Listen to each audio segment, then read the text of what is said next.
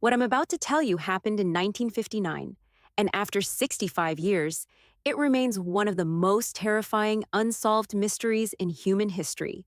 9 experienced hikers went into the Russian wilderness and died in ways that defy all logical explanation. It started as a routine expedition. Igor Dyatlov, a 23-year-old engineering student, led 8 other experienced hikers into the Ural Mountains. These weren't amateurs, they were seasoned mountaineers planning to reach Mount Otorten, a journey that should have been challenging but manageable for their skill level. They were supposed to return by February 12th. When they didn't, search parties were sent out. What rescuers found on February 26th changed everything we thought we knew about what humans will do to survive. The tent was discovered first, and immediately, nothing made sense. It had been cut open from the inside, not torn by wind or animals, but deliberately slashed by the people inside. Whatever made them do this was so terrifying that they chose to flee into the deadly Siberian wilderness wearing almost nothing. Picture this. It's negative 30 degrees Fahrenheit. These experienced hikers cut their way out of their only shelter and ran barefoot into the snow. Some were in underwear, others had only one shoe. They left behind coats, boots, food, everything they needed to survive. The first 2 bodies were found under a cedar tree, nearly a mile from the tent.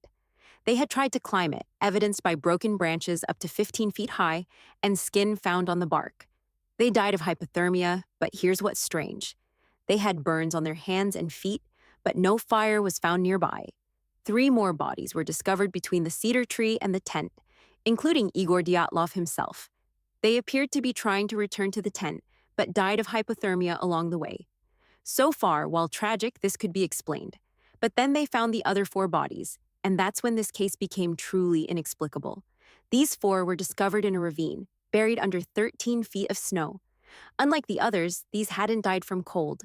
Lyudmila Dubinina had her tongue, eyes, and part of her lips missing. Alexander Zolotaryov was missing his eyes and eyebrows. Semyon Zolotaryov had massive chest injuries. His ribs were broken, but there were no external wounds.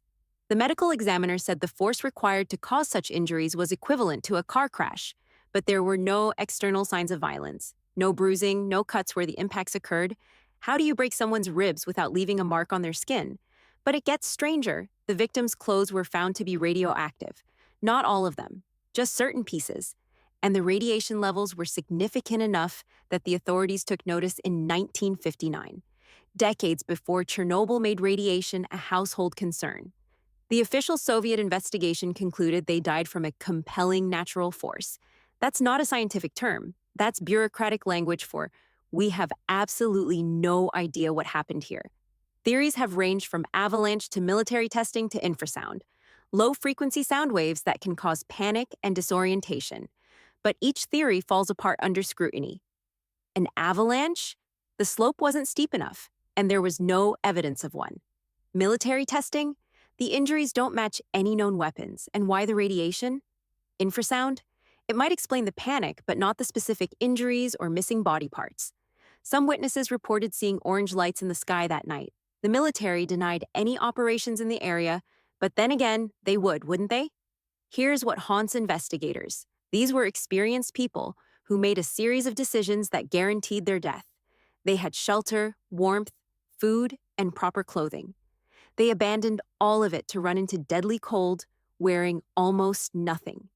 What could be so terrifying that certain death in the wilderness seemed like the better option? The case was reopened in 2019, 60 years later. Russian authorities concluded it was an avalanche, but this explanation satisfies almost no one familiar with the evidence.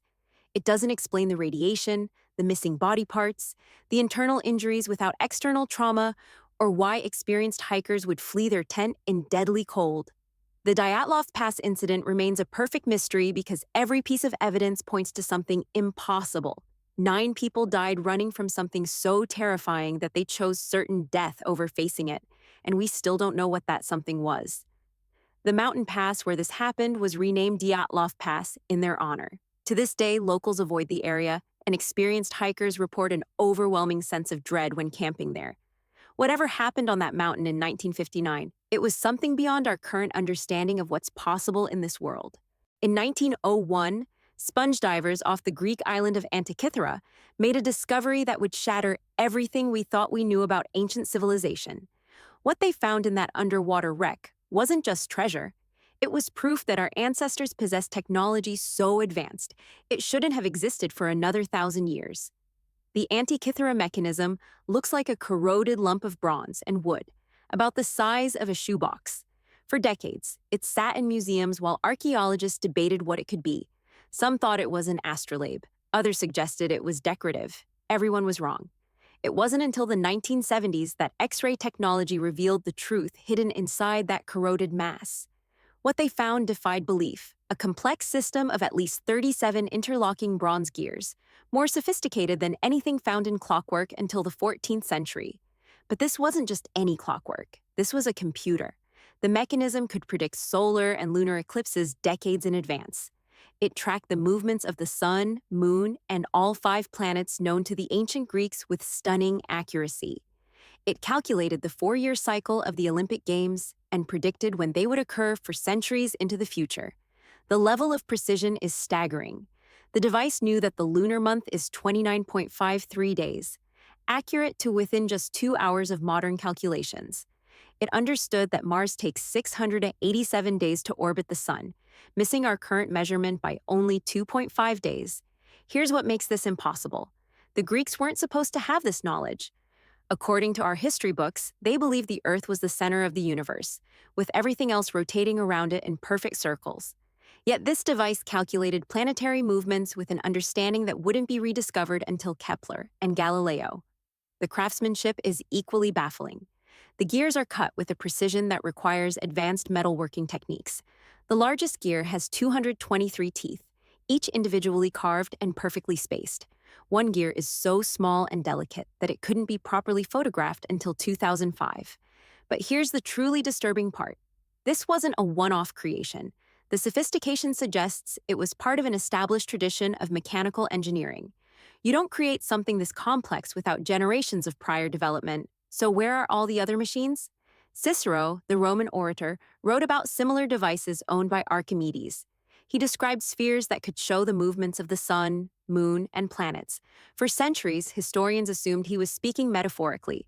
Now we know he was describing actual machines. The Antikythera mechanism was created around 100 BCE, but the astronomical data it uses dates to 205 BCE.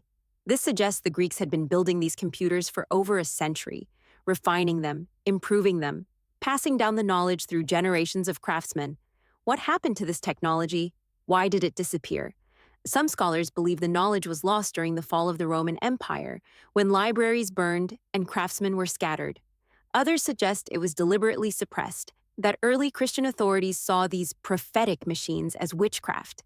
But the most unsettling possibility is that this technology didn't disappear. We just haven't found the rest of it yet. Recent discoveries have revealed that ancient civilizations were far more sophisticated than we imagined. Roman concrete was superior to modern formulations. Damascus steel couldn't be replicated for centuries.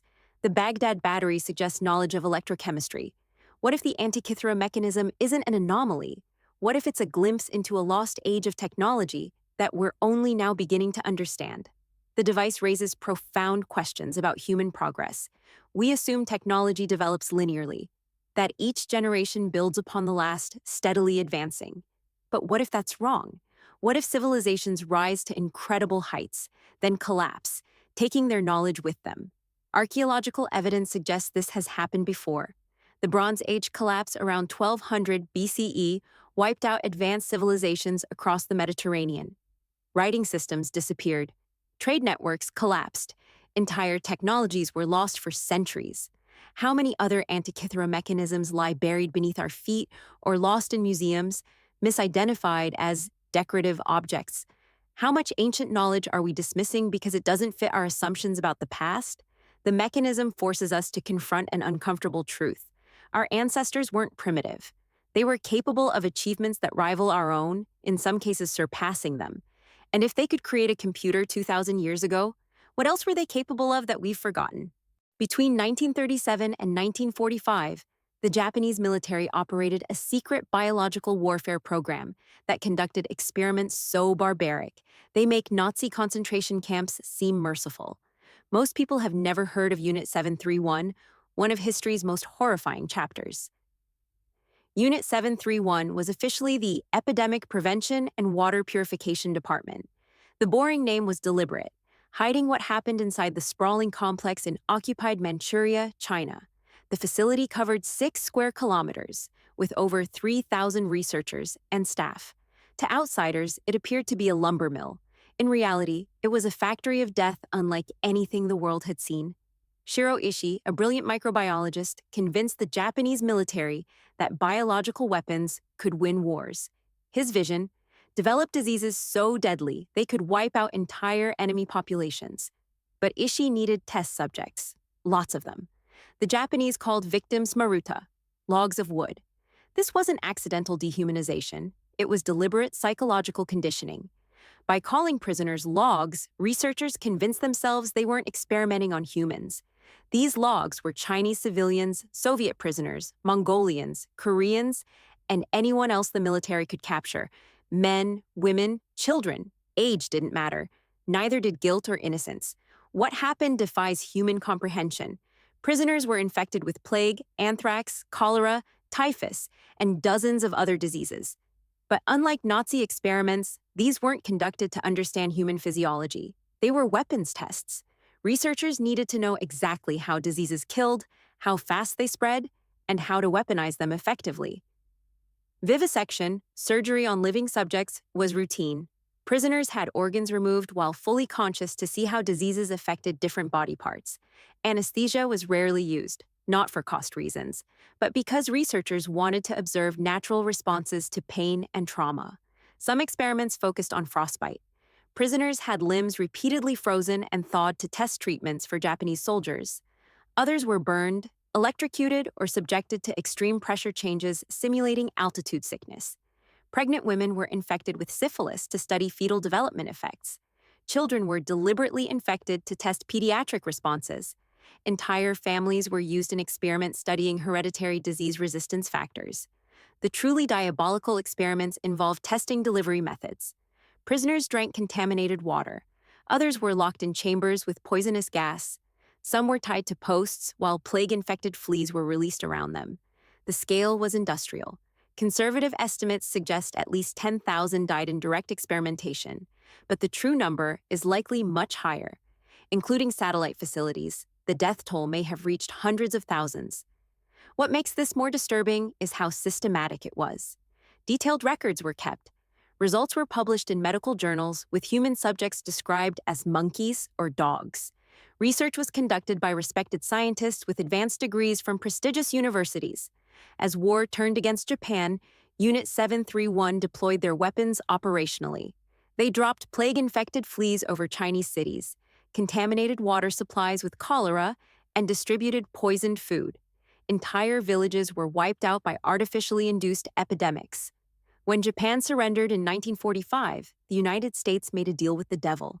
American officials realized the biological warfare research was decades ahead of anything the U.S. had developed.